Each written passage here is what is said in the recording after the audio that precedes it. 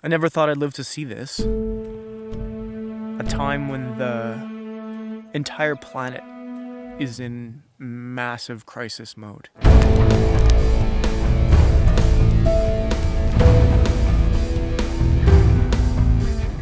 I can build a bow and build a bowstring and build an arrow and build an arrowhead and then kill something and eat it. That is, to me, just so incredibly satisfying.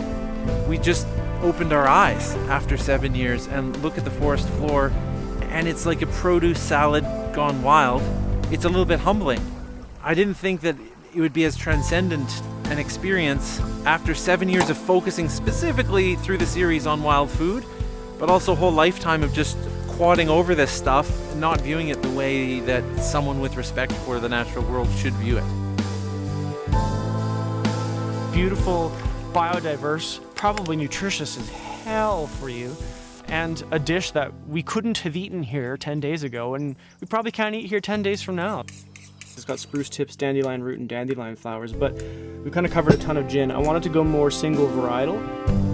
It's sort of a series about being hopeful, and that there's this potential that exists around us to enjoy nature and ourselves in our free time.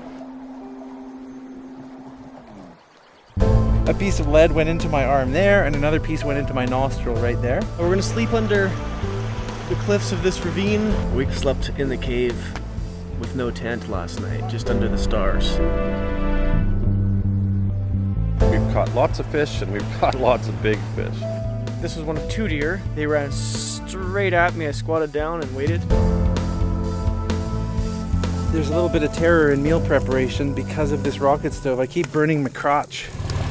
Oof, the truck sinks in this, just broke through the sod into this Alberta clay goop. That night, I didn't sleep at all.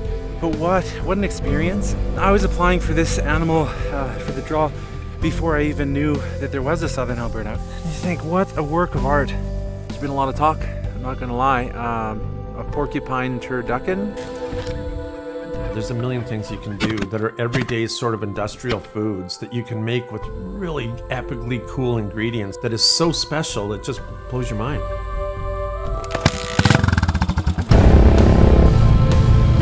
It really was just a matter of Jeff and I hanging out in camp and saying, weird, no one's ever done a burger yet.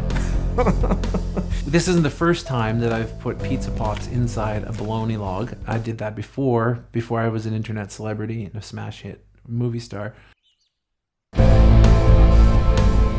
were on foot, we were putting boots and brains on the ground. I knew it was gonna happen, it was gonna happen right now, and it came to full draw.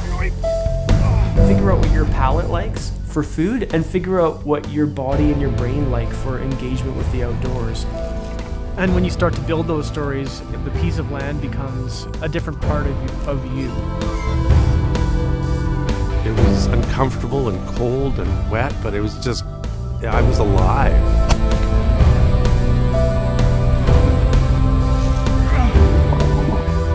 In a pandemic time, it seems like it still makes complete sense to just enjoy and revere nature with a couple fellow human beings and be happy that you're alive.